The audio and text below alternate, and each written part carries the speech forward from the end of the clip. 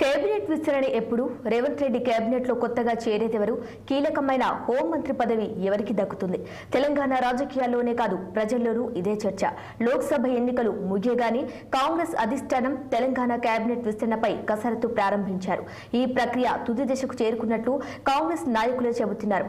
రేపో మాపో ప్రభుత్వం నుండి కొత్తగా మంత్రివర్గంలో చేరేదెవరో ప్రకటన వెలువడే అవకాశాలున్నట్లు తెలుస్తోంది. ఈ క్రమంలోనే రాష్ట్ర వైద్యారోగ్య శాఖ మంత్రి దామోదర రాజా నరసింహ ఆసక్తికర వ్యాఖ్యలు చేశారు.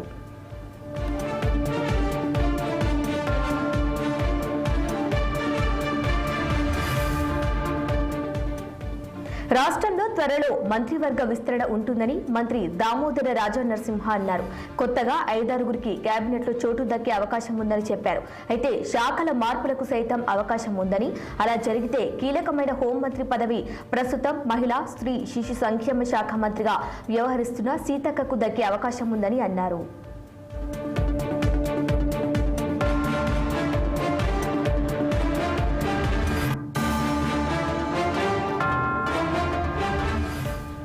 సీఎం రేవంత్ రెడ్డికి అత్యంత సన్నిహితురాలు సీతక్క. ఆమెను సొంత సోదరిలా భావిస్తుంటారు ఆయన. ఆమె కూడా రేవంత్ కు ఎంతో నమ్మకంగా ఉంటుంది. తెలుగుదేశం పార్టీలో నుండి రేవంత్ వెంట కాంగ్రెస్ లో చేరిన వారిలో సీతక్క ఒకరు. కాబట్టి ఆమెకు టికెట్ ఇప్పించి మరోసారి ఎమ్మెల్యేను అధికారంలోకి రాగానే మంత్రిని చేశారు రేవంత్. ఇలా రాజకీయంగా సీతక్కకు అండగా ఉంటున్నారు సీఎం రేవంత్.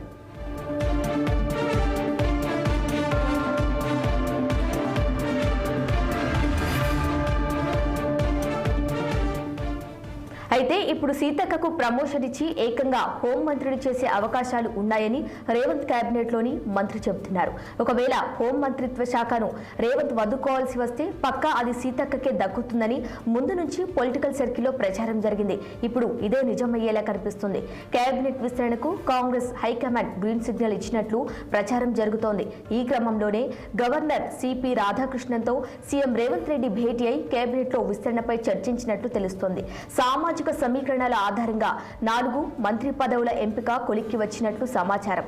రెడ్డి సామాజిక వర్గం నుంచి 2, వెలమలకు 1, బీసీలకు 1 మంత్రి పదవి దక్కే అవకాశం ఉన్నట్లు తెలుస్తోంది.